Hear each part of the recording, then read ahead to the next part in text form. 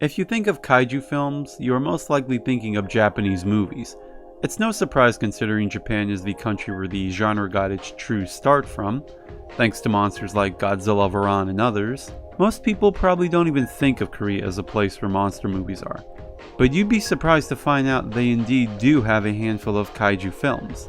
And in this video, we're going to be quickly going over all of them, or at least the ones I know about. I just want to apologize in advance for butchering some of these names. The first movie on our list is Ulgasari, released in 1962. I'm not going to spend too much time on this movie, only because there's not much I can talk about considering this is a lost film, or supposed lost film. As some people say, it's a hoax movie due to nothing proving the existence of it, other than this poster we're looking at here and a few very blurry images. One person even tried to look up the actors and came up with nothing. If anyone knows if this film is real or not, please let me know. Space Monster Wang Mogwai, released in 1967. Another movie I don't have much of any info on due to it also being a lost film.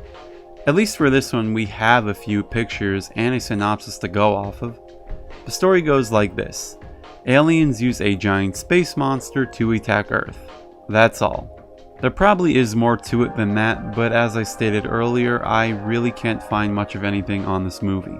Wang Mogwai itself, to me, looks like a mutated dog. Supposedly it has a death ray, which I can only assume shoots from its mouth, since no images that are available show him using the death ray.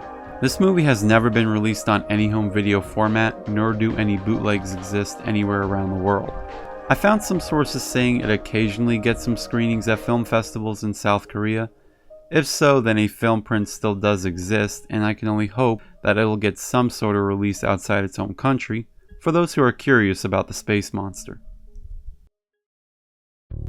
Yongary, Horror of the Deep. This one is probably the most well known of all the movies on this list. Like Wang Mogwai, this movie also came out in 1967. But unlike that movie, this one actually came to America.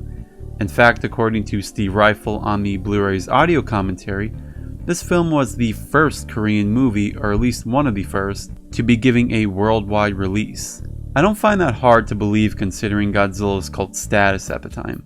The movie's plot is a simple monster on the loose type of film.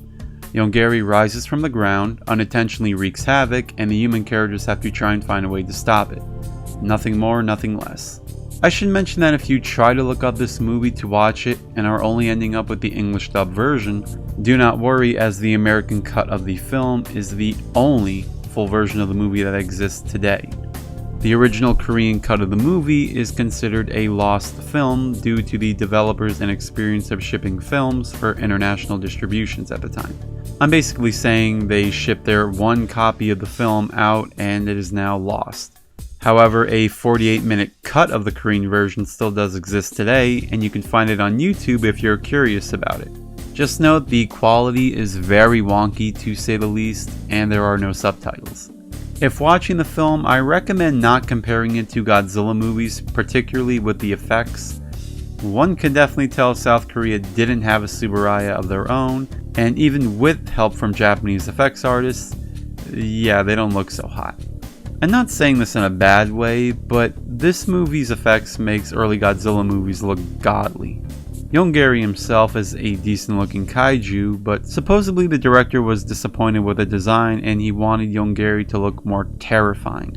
But due to every film's weakness being time and budget, they stuck with what they had. One last odd thing I should note is Yongary's origins. You see, despite his dinosaurish appearance, he is a space monster. Yeah, according to the screenwriter of the film at least.